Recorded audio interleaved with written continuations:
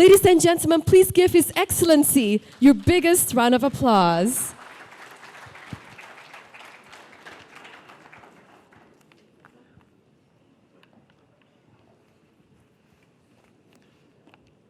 Bismillah ar-Rahman ar-Rahim. Governor Sindh, Mr. Zubair, Ms. Anusha Rahman, Minister for IT, Mr. Asfar, the spirit behind Leadership Conference, Excellencies, ladies and gentlemen, first of all, I would apologize that I had to make little change in my program because we are also having Pakistan's first National Police Summit and Expo across the road in Convention Center.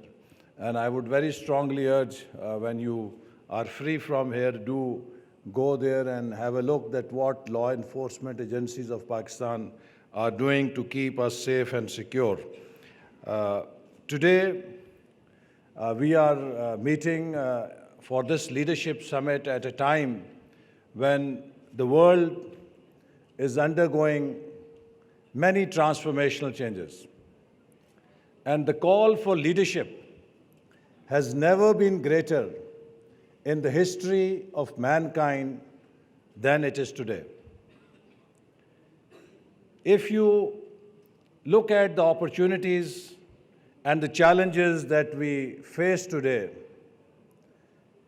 in many ways, this is the best of the times in the journey of human civilization and also the worst of the times in its journey. No generation in the history of mankind has seen so many opportunities like we see today. And no generation has been exposed to the dangers that are we exposed today as mankind. And it is at such moments that the call for leadership is the greatest. Today, the human civilization is in state of punctuated equilibrium. And those of you who have studied biology would know that punctuated equilibrium is a state when environment undergoes a fundamental change and those species which are unable to adjust to the new environment, they become extinct. And the new species who can relate to the new environment become the new winners. There was a time in history when huge creatures like dinosaurs were ruling the planet, but then they became extinct and a tiny creature, mammal, replaced those dinosaurs. Just only few years ago, 2 dinosaurs in smartphone or in mobile phone industry were ruling the planet, Nokia and BlackBerry. And today, they have been replaced by new mammals, whether it is iPhone, Samsung, or other phones. This is the speed of change with which we are coping. And it brings one very fundamental quality of leadership into relevance.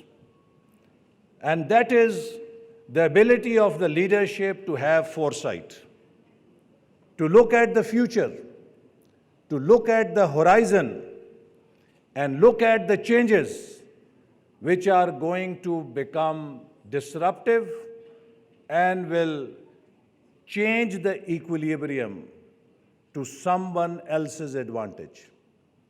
Very often in industry, they say that there is a rule that most of the failures happen because people are blinded by the industry's orthodoxy of predominant logic.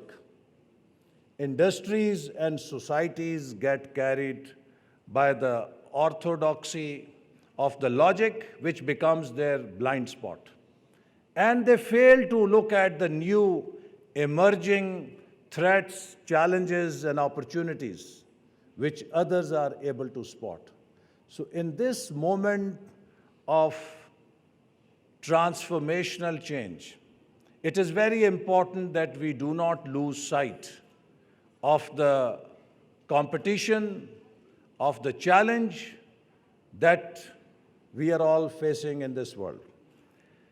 If we look at the world is becoming more connected, the world is becoming more networked thanks to technology. Technology is the biggest disruptor, it has always been. The first major disruption came when humans were able to make steam engine, and that set the stage for the first industrial revolution.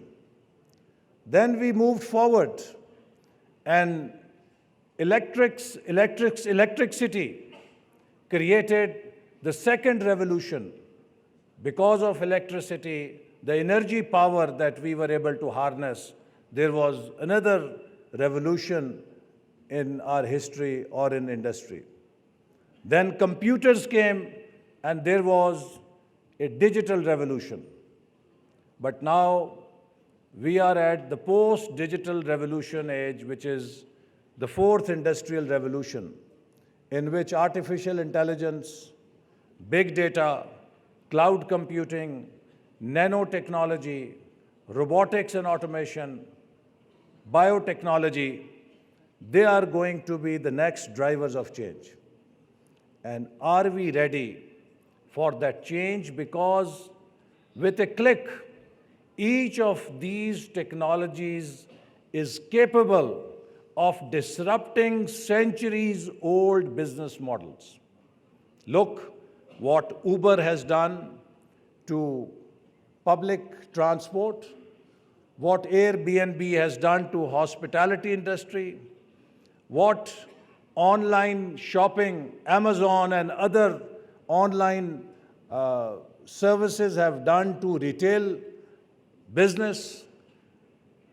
So each of these have disrupted a major business that has existed for centuries in our history. So we must embrace this new future with open minds and open eyes. Because if we will not be open to new ideas and new innovation, or we will not be leading the revolution of innovation, we will be left behind. So in this context, if we look at Pakistan, where is Pakistan today? And where was Pakistan a few years ago? Ladies and gentlemen, just as you are all, as senior CEOs, answerable to your shareholders, and when you have an annual meeting of the shareholders, you are supposed to present a corporate report on the accounts of the company. What has company done? What new products it has launched, and how good it looks for future. In 2013, the shareholders of Pakistan gave us management of this country. And when we got this management, Pakistan was branded by Newsweek on its title page. The most dangerous country in the world is not Iraq, it is Pakistan. And as we report to our shareholders in 2018, at the expiry of our 5-year term, I am happy to say there is no publication in the world that dare say that Pakistan is the most dangerous country in the world. Today they are calling Pakistan the emerging economy of Asia. That has changed. In 2013, when you gave us management of this country, the country faced 20 to 22 hours of load shedding, power shortages. Most of our workforce was out on the streets, protesting because the factories were shut down. There were projections that Pakistan is on the verge of civil war due to energy crisis.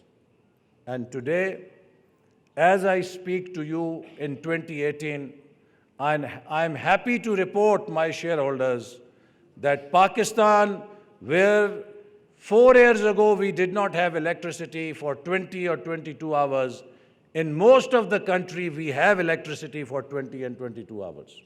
That is the change in energy. 4 or 5 years ago, Pakistan's economy was suffering stagnation. For the period 2008 to 2012-13, the average growth rate for 5 years preceding 2013 was 3% growth rate. Those of you who have interest in economics will know that economists coined a term for Indian economy during 70s and 80s, and that term was Hindu growth rate, which meant 2-3% growth rate. So the low growth of India was known in economics literature as Hindu growth rate. But they have changed that reality. In 2010 or 11, some economists coined a new term for us, which was Urdu growth rate, which meant low growth trap for Pakistan. I'm happy to report that for 2008 and 2012-13, if the average growth rate was 3%, ladies and gentlemen, for the period 2013 to 2018, the average growth rate is 4.8%, almost 5%, achieving a 2% growth rate increase over a period of 5-year average is not small accomplishment. In 2008 to 2012 period, 5 years preceding us, the average growth rate of industry was 2.7%. The average growth rate for past 5 years is 5.6%, which is almost double. The large-scale manufacturing in 2008 to 2013, 5 years, was almost 0.6%. So large-scale manufacturing had almost stagnated in Pakistan. For 2013 and 2018, the average growth rate for 5 years is 4.7%, which is almost 5 times increase. Now, this is not the end of the story. It is, ladies and gentlemen, beginning of the story, that we have turned around Pakistan. Last year, we achieved 5.3% growth, which was the highest in 10 years. This year, we are hoping to come close to 6%. And if the political events that have taken place in Pakistan had not happened, I am very confident that we would have done over 6%. But still, we hope to do close to 6%. Now, that shows a very basic change in Pakistan. Pakistan is no more a sinking economy. Pakistan is a rising economy. Pakistan is an emerging economy. So, ladies and gentlemen, you're all businessmen, you're all corporate executives, you're all CEOs. And most of you are into brand management because this is an age of brand management. Leaders are brand leaders. Every leader carries a brand and is protector of a brand. And what do you do in brand management? When you go to buy a cola, what does cola tell you? That it refreshes you.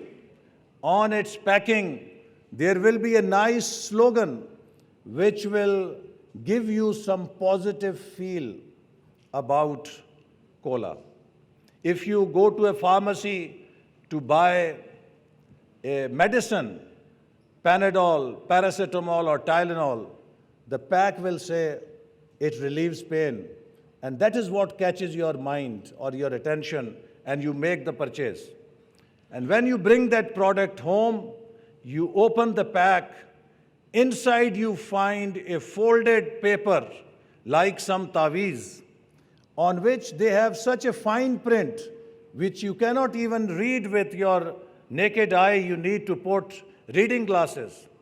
And on that fine print, they have all the side effects. The side effects are not put on the main label.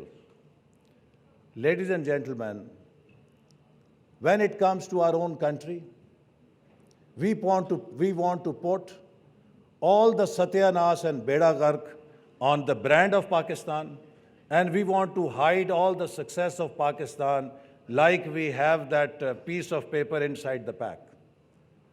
The time has come to change our lens. The time has come not to look at the glass half empty, but to start looking at the glass half full. We have more than glass half full in Pakistan, and Pakistan is rising. This story of Pakistan's turnaround is not yet over. It is, as I said, just the beginning of a journey. In 2014, we set out a vision for Pakistan, because every success has to have a North Star. Where is it headed?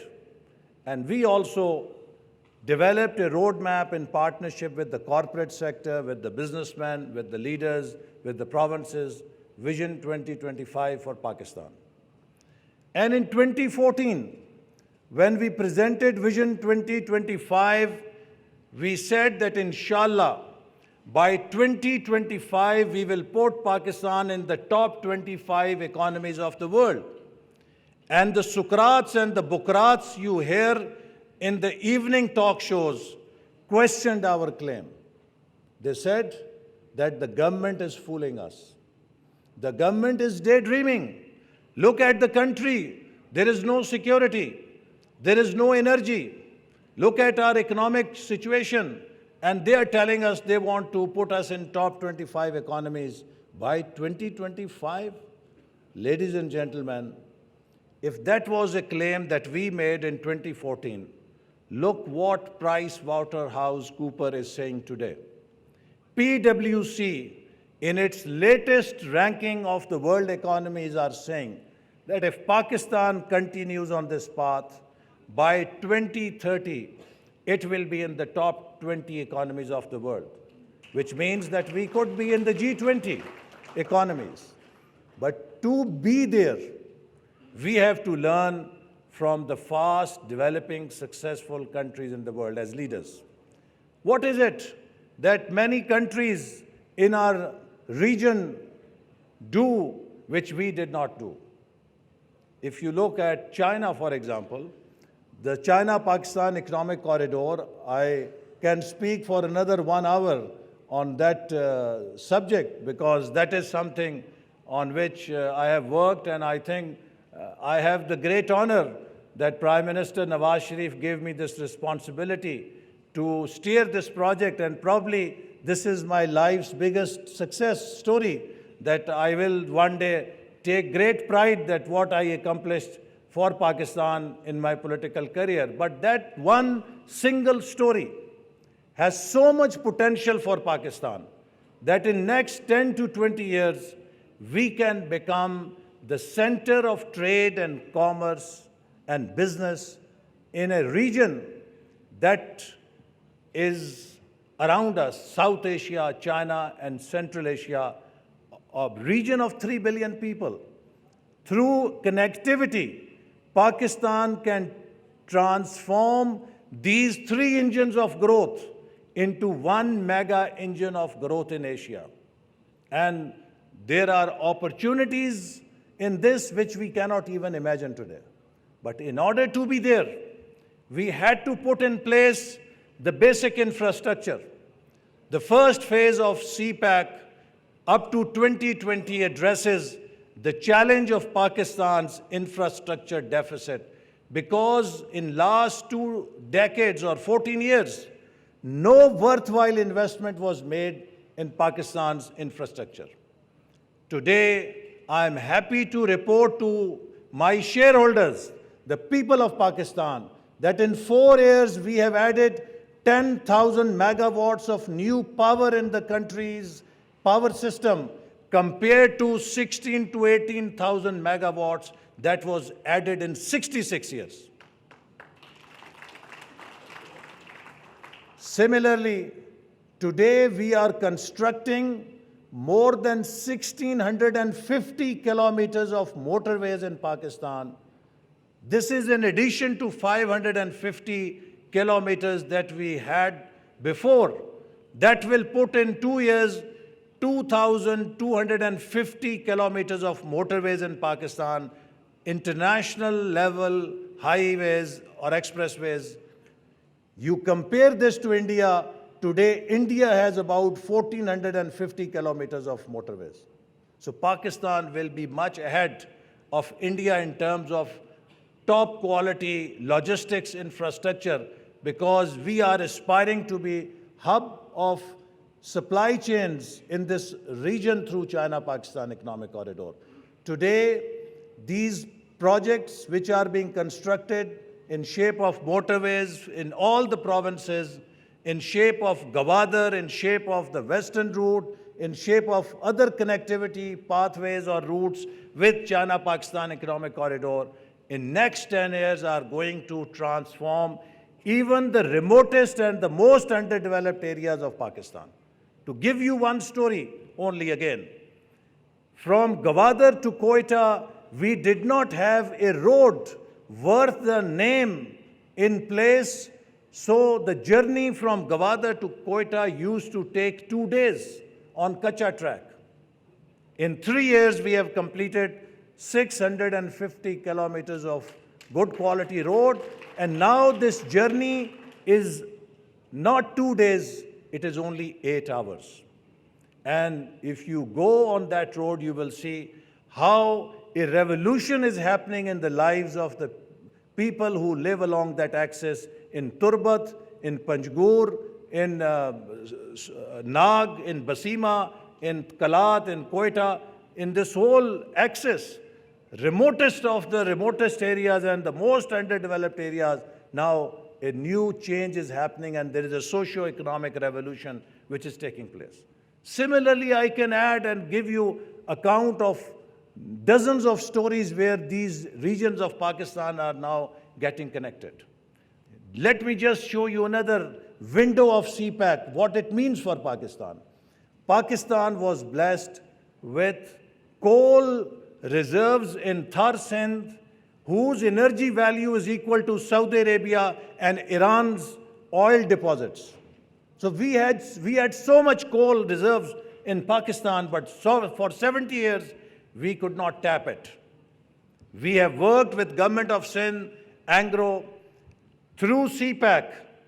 We managed to get financing for coal mine, and today we are at the threshold of tapping this reserve for producing cheap electricity in Pakistan that is capable of giving us 5,000 megawatts for almost 400 years, next 4 centuries. Now there is a revolution taking place in poorest of the poor areas of Sindh in Thar. If you go there, and an amazing job is being done by the sponsors of these projects in terms of giving opportunities to local people. We have a Thar girl who has become a senator, but there are girls from Thar who are serving as engineers. But you will be also amazed to see that the women from Thar are also driving those dumper trucks, which are heaviest of the heaviest trucks, almost 100 meters down below in that coal mine. So that is a revolution that is taking place. So in every area, there is IT minister here, she will tell you that what we have done in 2013, when we came into government, Pakistan was not even ready for 3G and 4G. We had missed the bus. But not only we were able to bring 3G and 4G, Alhamdulillah, today Pakistan is among those countries which are waiting for the commercial launch of 5G, and we will be one of the first countries to embrace that new technology. We have laid a fiber optic cable from China to Pakistan through northern areas, Gilgit and Baltistan. The people in Gilgit-Baltistan will have the same connectivity that our youth have in Karachi, Lahore, Islamabad to set up software parks in Gilgit-Baltistan. This is the revolution that is taking place in Pakistan. So what I would say in the end, and also not to mention the revolution we have spread or we have laid seeds in education sector. The budget for education, higher education, which is the domain of federal government, was just meager 13 billion rupees when we came into government.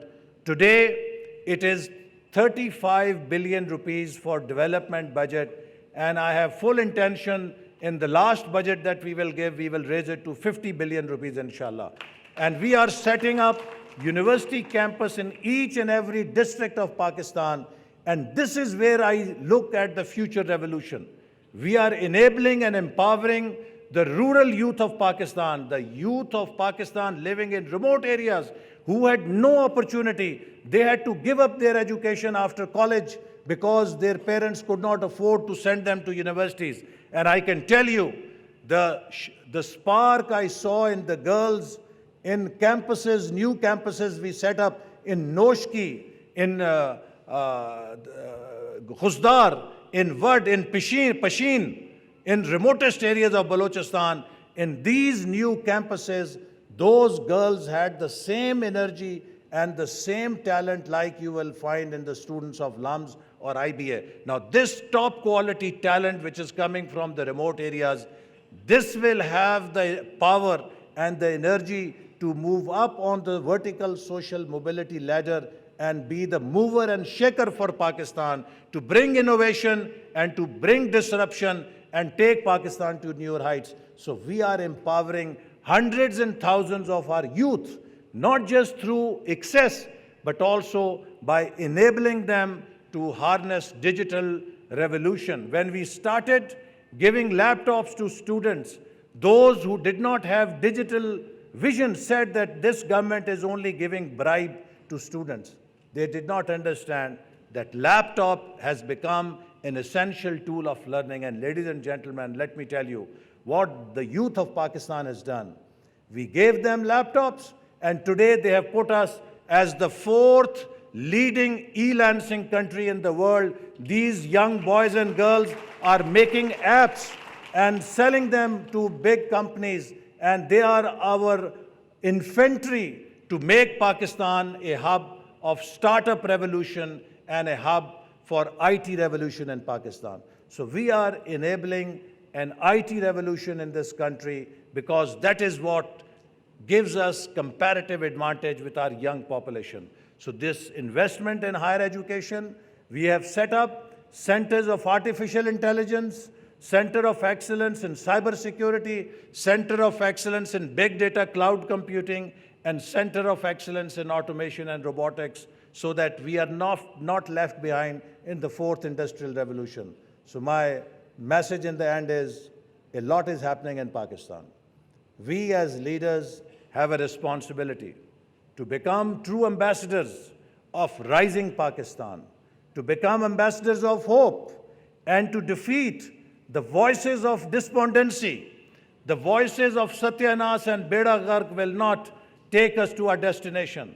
It is only our spirit of rising Pakistan that will take us to the top 25 economies by 2025. And I wish us for success, that I think it is through such forums that we can bring leaders from corporate sector and government together so that they work as a team.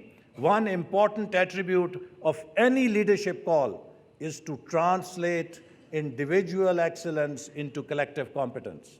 It is now time that we all have to work together with one voice, with one mission, align our efforts so that we produce the positive synergy to take Pakistan forward by leaps and bounds. Pakistan, Zindabad.